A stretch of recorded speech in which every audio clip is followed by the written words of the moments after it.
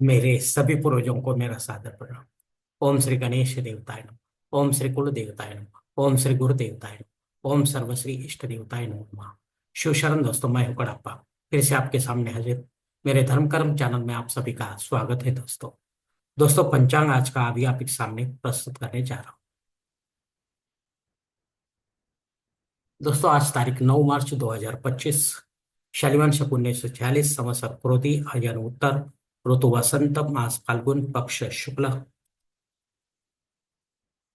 तिथि दोस्तों आज की दशमी तिथि है। सुबह 7:46 के बाद एकादशी तिथि शुरू। वार इतवार है दोस्तों। नक्षत्र दोस्तों पुनर्वसु नक्षत्र। रात 11:55 के बाद पुष्य नक्षत्र शुरू। योग दोस्तों सौभाग्य योग है। दोपहर 2:58 के बाद शोभन योग शुरू होगा। करण दोस्तों गरज करण है। सुबह 7:46 के बाद वनिज करण शुरू होगा और रात 7:42 के बाद विष्टिकरण शुरू होगा दोस्तों। प्रमुख ग्रहों की राशि स्थिति सुबह 5:30 कुछ इस तरह होगी। सूरज जो है कुंभ राशि में होगा, चांद मिथुन राशि में, गुरु वृषभ राशि में और शनिदेव अपने कुंभ राशि में होंगे। मुंबई विभाग में सूरज का आगमन और निगमन कुछ इस तरह होगा। आगमन जो है सुबह 6:53 पर होगा और निगमन जो है शाम 6:46 पर होगा। दोस्तों, इसी पंचांग के आधार पर अब हम आज की पूजा के लिए संकल्प छोड़ने जा रहे हैं। तब आप आपके दाहिने हाथ की हथेली पर थोड़ा सा जल, थोड़े अक्षर, एक फूल या फूल की पंखुड़ी दे दोस्तों, और ये संकल्प जो है बोलना शुरू कर दे। हर ओम शिव शिव शंभो रात्रे प्रवर्तमान सत्य ब्रह्मण द्वितीय परार्थे श्वेत वराह कल्पे वैवस्वत मनोत्तरे कलियुगे प्रथम पादे जम्बूद्वीपे भरतवर्ष भरतखंडे मेरो दक्षिण दिग्भागे महाराष्ट्र देश व्यापारिक चांद्रवाण शालिवान शक 1946 प्रभावती षष्ठी संवत्सर क्रोधी नाम संवत्सरे उत्तरायणी वसंत ऋतु फागुन मासे शुक्ल पक्षे भानुवासरे पुनर्वसु नक्षत्रे सौभाग्य योगे गरजकरणिक्तायां दशमे शुभतिथौ वीर गोत्रोत्पन्नो कड़प्पा महोपात दुरित द्वारा से पार्वती परमेश्वर प्रीत्यर्थ विधिवत पंचोपचार एवं षोडशोपचार इष्टलिंग पूजा एवं नित्य देव पूजा करिष्ये। दोस्तों, यहीं पर ये संकल्प खत्म हो चुका है। अब आपके दाहिने हाथ की हथेली पर थोड़ा सा जल, थोड़े अक्षर, एक फूल या फूल की पंखड़ी जोड़ ली है, वो सामने वाली थाली में छोड़ दो दोस्तों। दोस्तों, इस संकल्प की कार्य मर्यादा सुबह 7:46 तक है। इस समय के बाद भी अगर आपको किसी धार्मिक विधि की संपन्नता के लिए संकल्प छोड़ना है तो कृपा करके आप ऊपर के बदले हुए पंचांग का सहारा लेकर नया संकल्प तैयार करें और उस संकल्प में आप जो करने जा रहे धार्मिक विधि उसका उल्लेख अवश्य करें। तब जाकर आपकी धार्मिक सेवा संबंधित देवताओं तक पहुंचेगी और उनका आशीर्वाद आप तक पहुंच जाएगा। आपका जीवन और भी सुलभ बन जाएगा दोस्तों। दोस्तों, अब मुहूर्त विभाग में देखते हैं। इसमें धार्मिक विधि और उनके मुहूर्त काल कुछ इस प्रकार दिए गए हैं।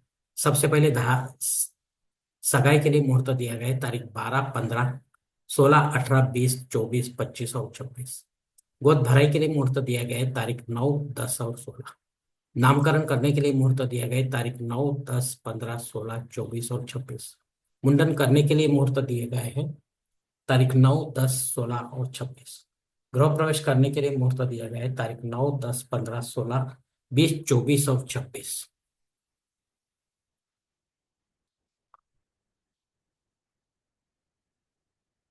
मुहूर्त के दूसरे भाग में देखते हैं दोस्तों। जनेऊ संस्कार के लिए मुहूर्त दिया गया है तारीख 9 और 10। शादी ब्याह करने के लिए मुहूर्त दिया गया है तारीख 12, 15 और 26। वास्तु शांति करने के लिए मुहूर्त दिया गया है तारीख 10, 15 और 26। भूमि पूजन तथा पायाभरणी करने के लिए मुहूर्त दिया गया है तारीख 12। देवमूर्ति की प्राण प्रतिष्ठा अगर आप करना चाहते हो तो उसके लिए मुहूर्त दिया गया है तारीख 9, 10 और 26। दोस्तों, इसमें आप सभी देवी देवताओं की मूर्ति की प्राण प्रतिष्ठा कर सकते हो,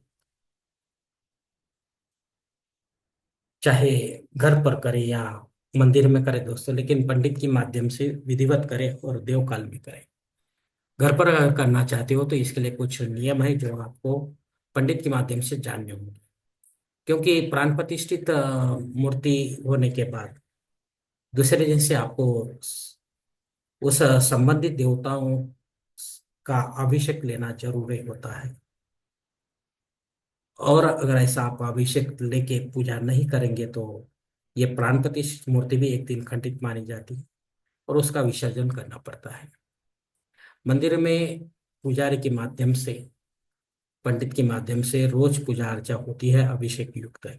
इसलिए वहां की मूर्ति जो होती है वो जागरूक रहती है, हमें प्रसन्नता प्रदान करती है और हमारे मनोकामना भी किसी हद तक पूर्ण करती है दोस्तों। तो कुछ सोच समझ कर आपको निर्णय लेना है दोस्तों।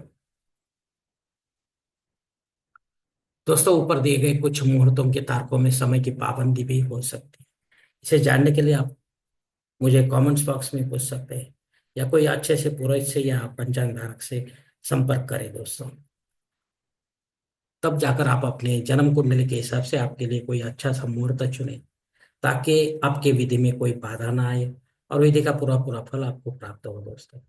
और अगर ऐसा मुहूर्त आपको नहीं मिल रहा है, तो फिर आप खुद हो कि या पंडित के माध्यम से नया कोई मुहूर्त निर्माण करने की कोशिश ना करो, क्योंकि वो मुहूर्त मुहूर्त नहीं होगा तो उसका आपको कुछ भी फायदा नहीं होगा दोस्तों। दोस्तों, पंचांग में दी गई और कुछ महत्वपूर्ण जो जानकारी है वो अब हम देखते हैं। पंचांग शुद्धि नहीं है दोस्तों। दोस्तों, दिन विशेष में रात 7:42 के बाद भद्रा युग शुरू हो रहा है। यह अशुभ योग है दोस्तों। इसका स्वामी राहु है।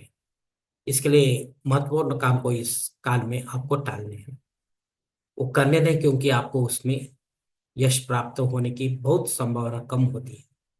एकादश श्राद्ध कर्म है दोस्तों। अगर आपके पूर्वज कोई आपको छोड़कर इस स्थिति पर परलोक सिधार गए हैं, तो उनके नाम से आपको पिंडदान युक्त श्राद्ध कर्म करना जरूरी है दोस्तों। और अगर ऐसा श्राद्ध कर्म आप पंडित के माध्यम से विधिवत करना है, अपराह्न काल में कराएं, घर पर करें या तीर्थ क्षेत्र में करें, लेकिन करें दोस्तों, ताकि आपकी जो पितर सेवा है वो आपके पितरों तक पहुंचेगी और उनका आशीर्वाद आप तक पहुंच जाएगा। आपका जीवन और भी सुलभ बन जाएगा दोस्तों। दोस्तों, अग्नि धरती पर सुबह 7:46 तक ही हाजिर है, उसके बाद नहीं। अगर आपको नया कोई यज्ञ कर्मकांड शुरू करना हो, तो छोटा हो या बड़ा, तो इस समय तक आप कर सकते हो, इसके बाद नहीं। और इसमें आपको कंटिन्यूता रखनी जरूरी है दोस्तों, वरना बीच में ही बंद पड़ जाएगा तो आपको दोष लग सकता है। और रेगुलर है वो आप कभी भी कर सकते हैं। राहु काल शाम 4:30 से लेकर 6 बजे तक। इस काल में 1.5 घंटे के राहु अत्यंत प्रभावी होता है, इसलिए वो कामों को बिगड़ता है दोस्तों। इसलिए आपको महत्वपूर्ण काम इस काल में भी टालने हैं दोस्तों, और कोई इस समय में पूरा करने की कोशिश करो, हो सकता है आपको उसमें यश की प्राप्ति हो दोस्तों। प्रमुख गोचर वक्री ग्रह में शुक्र ग्रह जो 2 मार्च से वक्री हो गया है। ये वक्री ग्रह आपको फल कैसा देगा, तो जैसे आपके कुंडली से संबंधित है उसी प्रकार फल प्रदान करेगा, दृष्टि संबंधी और स्थान संबंधी। फिर ये फल जो होता है वो शुभाशुभ हो सकता है या मिश्र स्वरूप का भी हो सकता है। सही जानकारी आपको कोई ज्योतिषी ही बता सकता है दोस्तों। अस्तंगत ग्रह में 27 फरवरी से शनि अस्तंगत हो गया है दोस्तों। ये अस्तंगत ग्रह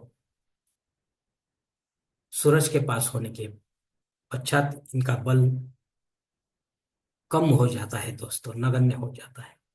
ये किसी फल देने के लायक नहीं रहते हैं दोस्तों। इसके लिए शनि संबंधी आपको जो भी कुछ पूजा अर्चा करनी हो, तो आप इस बात का ख्याल रखिए दोस्तों। धन्यवाद दोस्तों। आज का पंचांग का ये वीडियो मैं यहीं पर खत्म करता हूँ। अगर आप मेरे विचारों से सहमत है तो कृपा करके मेरा धर्म कर्म चैनल सब्सक्राइब करो, लाइक करो, आपके मित्र परिवार और के साथ शेयर करो, और मेरा अगला वीडियो आप तक पहुंचने के लिए बेल बटन को अवश्य दबाओ। धन्यवाद मित्रों। हमारी अगली मुलाकात होने तक आप खुश रहे, आनंदी रहे और प्रसन्न रहे। हरिओम। शिव शंभु महादेव।